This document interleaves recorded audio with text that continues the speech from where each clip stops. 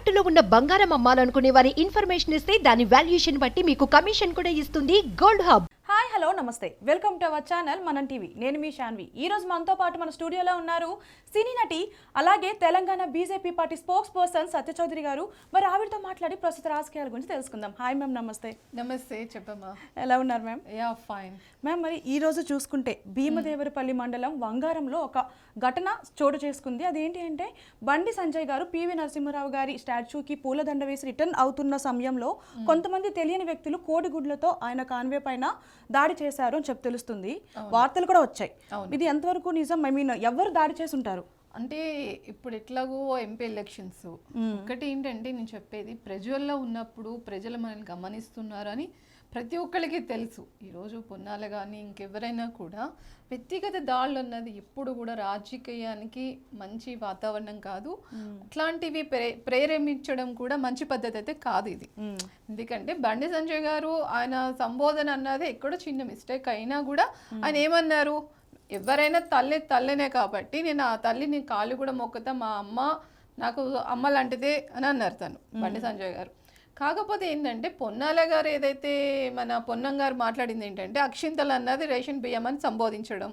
అంటే ఇది ఏమవుతుందంటే ఎక్కడికక్కడ మనస్పర్ధలు అన్నది పెంచుకుంటూ పోతే రాజకీయంగా ఏమవుతుందంటే ఒకళ్ళకి పగలు పెరుగుకుంటాయి. దానివల్ల నష్టపోయేది ఎవరు? కార్యకర్తలు. దానివల్ల నష్టపోయేది ఎవడు? ఈరోజు మీడియాలో పనిచేసే మీడియా మిత్రులు, పత్రిక విలేకరులు. ఎందుకంటే ఆ సందర్భాల్లో చాలామంది అక్కడ కెమెరామ్యాన్లు ఉంటారు, చాలామంది టెక్నీషియన్స్ ఉంటారు. దీనివల్ల ఏమవుతుందంటే వాళ్ళ ఎంప్లాయ్మెంట్ మీద దాడి చేయడం అన్నది మంచి పద్ధతి అయితే కాదు. ఇది రాజకీయంగా అన్నది రాజకీయంగానే ఉండాలి విమర్శన.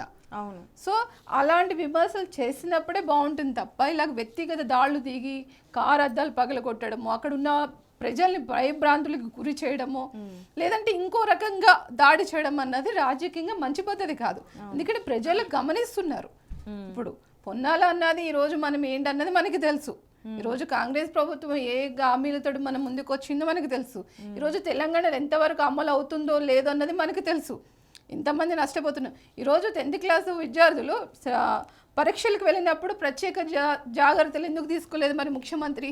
ఈరోజు రేవంత్ రెడ్డి ఎందుకు చేయలేకపోయాడు? ఒక్క 5 నిమిషాల తేడాలో ఈరోజు చాలా మంది విద్యార్థులు ఎగ్జామ్స్ రాయలేక గేట్ బయట కూర్చుని ఏడుస్తున్నారు. మరి దానికి ఎవరు సమాధానం చెప్తారు?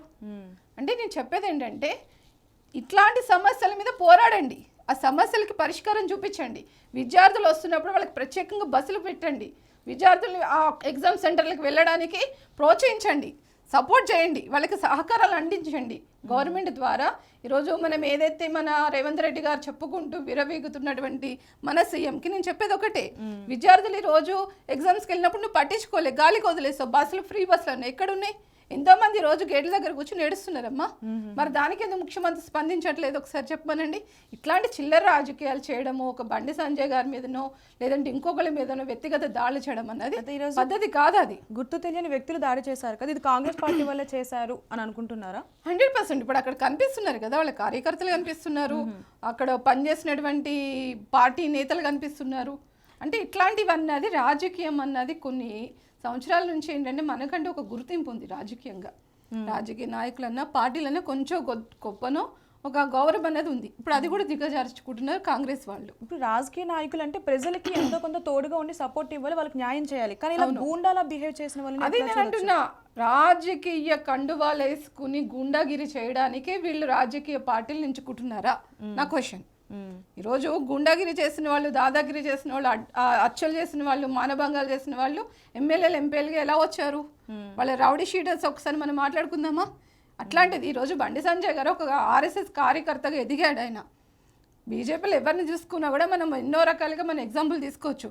కాంగ్రెస్లో మనం చేసుకుంటే మనం ఘనగీయుడైనటువంటి రేవంత్ రెడ్డి నోటికి కేసులో ఉన్నటువంటి ఒక గొప్ప వ్యక్తి మన సీఎం. ఈరోజు ఇప్పుడు దాడి ఎవరు చేసినా, ఎవరి మీద చేసినా బండి సంజయ్ గారు ఒక రాజకీయ నాయకుడే. మరి ఆయనకే రక్షణ లేదు అన్నప్పుడు సగటు ప్రజలకి ఎలాంటి న్యాయం జరుగుతుంది, ఎలాంటి రక్షణ కల్పిస్తుంది? నేను అదే అంటున్నా. ఈరోజు ప్రతిపక్షంగా ఎదిగినటువంటి బీజేపీ కావచ్చు, బీజేపీ నేతలు కావచ్చు, మాలాంటి సినీ నటులు కావచ్చు, మేమందరం కూడా ఇంత సిన్సియర్గా పనిచేస్తూ ప్రజల సమస్యల మీద పోరాడుతున్నాం.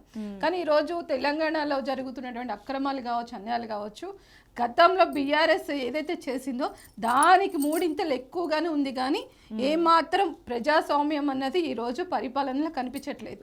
రేవంత్ రెడ్డి గారు వచ్చాక ఇంకా దారుణాతి దారుణంగా ఉంది. వీళ్ళ 6 పథకాలని చెప్పుకోవడం తప్ప ఇంకా ప్రజలకు ఎలాంటి ముందుకెళ్ళి వాళ్ళకి చేయాల్సిన పనులైతే లేదు.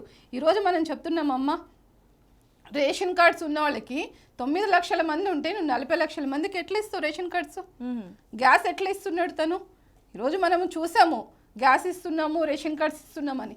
నువ్వు ఉన్న జనాభా ఎంత, నువ్వు ఇచ్చేది ఎంత, ఈరోజు వాళ్ళకి అమలు అయ్యేది ఎంత?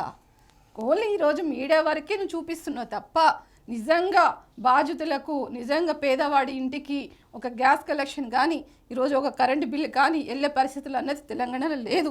మనం ఎన్నో విజువల్స్ చూడొచ్చు. సోషల్ మీడియా కళ్ళు మూసుకుంటే, మనం కళ్ళు మూసుకోవడంగానే సోషల్ మీడియా కళ్ళు మూసుకోదు, లేదు, అంత ఓపెన్గా కనిపిస్తుంది. మనం చూసాం. ఇప్పుడు చూడండి, ఆయన బండి మీద ఇట్లాంటి దాడులు చేస్తుంటే, అవును, ఆయన ఒక మాజీ అధ్యక్షుడు ఈరోజు, అవును, అట్లాంటి వ్యక్తుల్ని మీరు పట్టించుకోకుండా అట్లాంటి వాళ్ళని ఇంత కించపరిచి ఇంత దారుణాది దారంగా బాధ పెడుతుంటే ఎవరైనా ప్రజాస్వామ్యంలో చూస్తూ ఊరుకోరు కదా. లేదు. సో నేను చెప్పేది ఏంటంటే, రేవంత్ రెడ్డి గారు వైఖరి మార్చుకుని అని పరిపాలన కొంచెం మార్చుకుంటే బాగుంటుంది. తెలంగాణ పరిస్థితి ఎట్లా ఉందంటే పెంక మీదకి వెళ్ళి పొయ్యిలో పడ్డట్టుగా అయిపోయింది ఇప్పుడు తెలంగాణ సిచ్యువేషన్. ఇప్పుడు కాంగ్రెస్ పార్టీ వాళ్ళే చేశారు అని అంటున్నారు కదా, సో మరి దీనికి కాంగ్రెస్ పార్టీ వాళ్ళు ఏమైనా స్పందిస్తున్నారా? ఇప్పుడు దొంగ దొరికాక దొంగ నువ్వే అంటే వాడు స్పందిస్తాడా? స్పందించాడు కదా, నేను దొంగతనం చేయలేదని అంటాడు. అవును, మరి అది కూడా ఇప్పుడు అట్లనే ఉంది ఇప్పుడు రాజకీయం. ఓకే, అది. Yeah ma'am, thank you. Thank you.